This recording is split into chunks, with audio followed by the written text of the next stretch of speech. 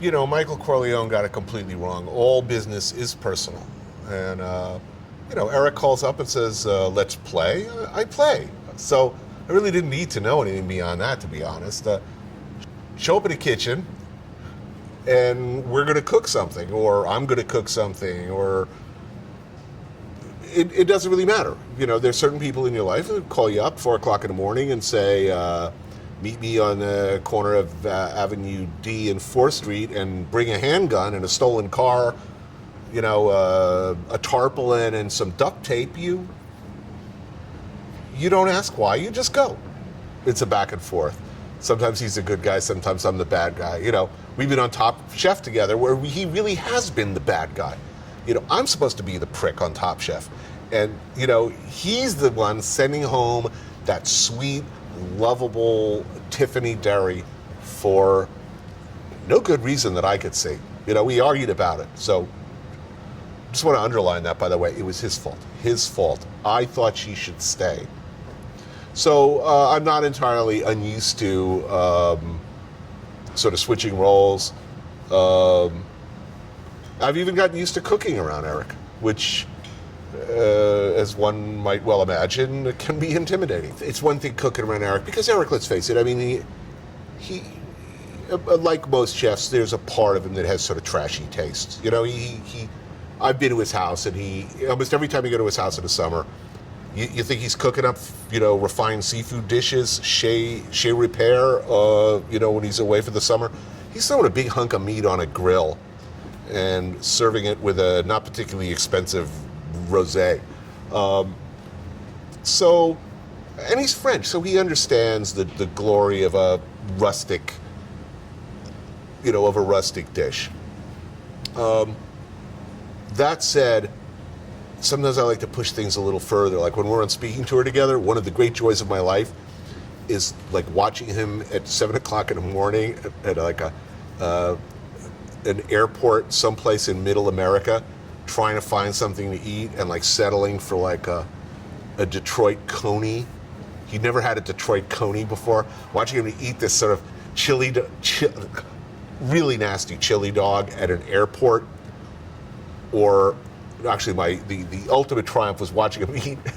He'd never had biscuits and gravy before, and it was like watching a dog trying to eat a grape. If you've ever seen that, they just sort of roll it around their mouths. They don't know what it is, whether to chew it or not. He was just looking at this thing transfixed in just sheer horror. Most importantly, I got the photograph. Eric sitting there with biscuits and gravy. I've also seen him eat lukewarm Puck Airport pizza, which he likes, by the way. I don't know, I find that satisfying. When I wrote Kitchen Confidential, I jokingly said something like, Eric Ripert won't be calling me up anytime soon, as an example of my insignificance in the hierarchy of chefs. Eric Ripert will not be calling me up for recipe tips anytime soon. Shortly after the book came out, the phone rings in the kitchen. It's Eric Ripert calling me up and inviting me to lunch, which was a very good lunch.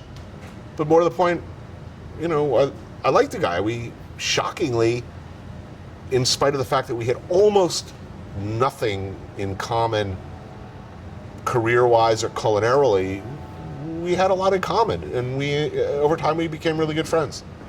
It's very boring to be in a room with somebody who you agree with about everything.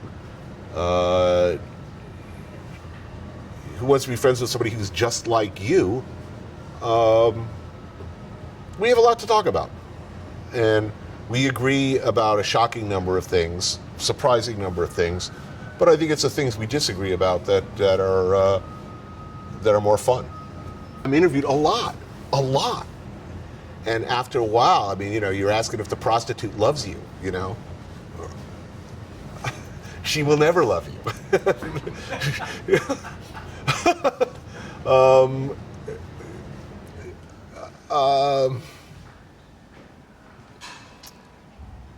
I don't know. I mean, I think as an interview subject, I'm spoiled meat in a lot of ways. Let's put it that way. I mean, for me, it's the time between questions that's fun with Eric. I love just goofing on each other and cooking, And honestly, if you ask me questions about me, chances are I've been asked that question recently. So, quite honestly. But, the guard goes down outside of that. At this point in my life, I'd much rather talk about music or movies or stuff that, that we talk about, that you talk about with friends. If you're asking me about my career or career decisions or, I'm a memoirist. So now you're kind of in my work area, sad to say. My closest friends are a television crew, okay? I'm a member of a small band, so I'm easy in that regard. Let's put it this way. It's difficult for fellow writers to be friends, I think.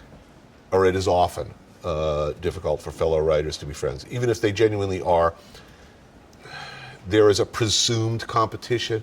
There's something that hangs in the air.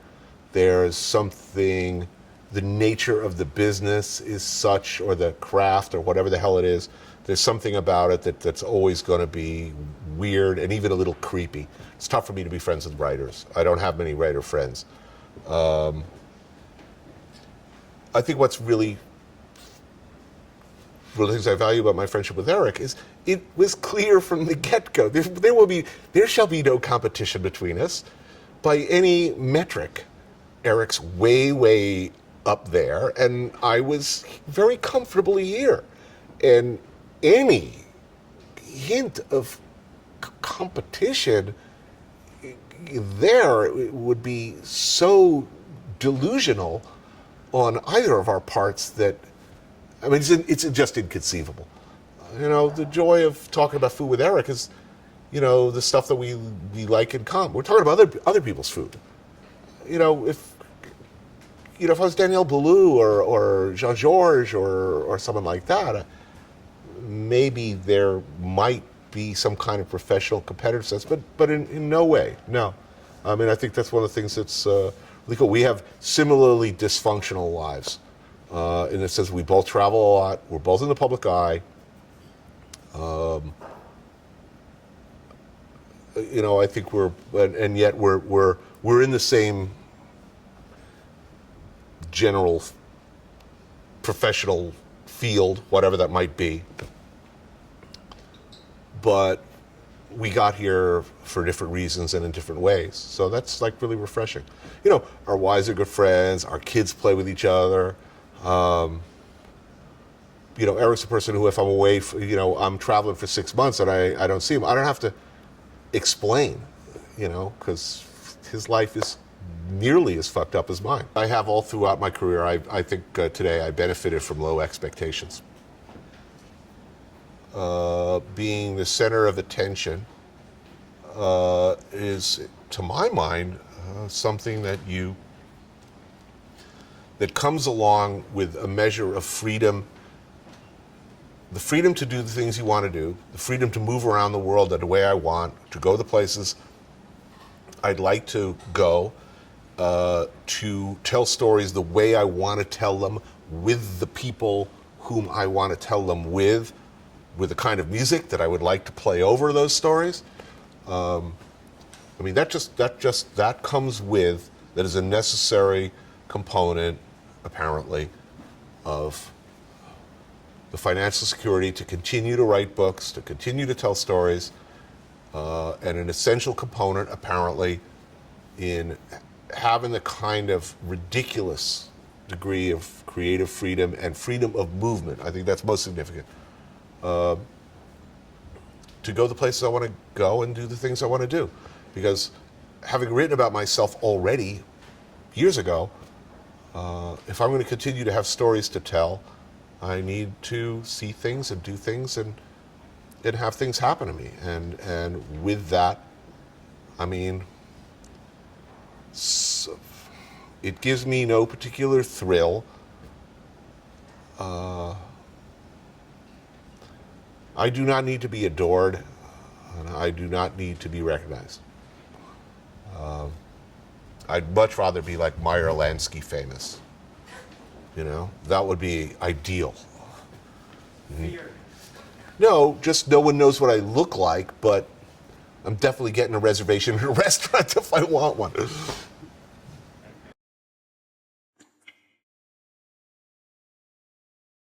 You know, Michael Corleone got it completely wrong. All business is personal. Eric calls up and says, let's play. I play. There's certain people in your life who call you up 4 o'clock in the morning and say, meet me on the corner of Avenue D and 4th Street and bring a handgun and a stolen car, a tarpaulin and some duct tape. You don't ask why, you just go. Sex, drugs, rock and roll and food. Today my guest, Anthony Bourdain. And everything is on the table.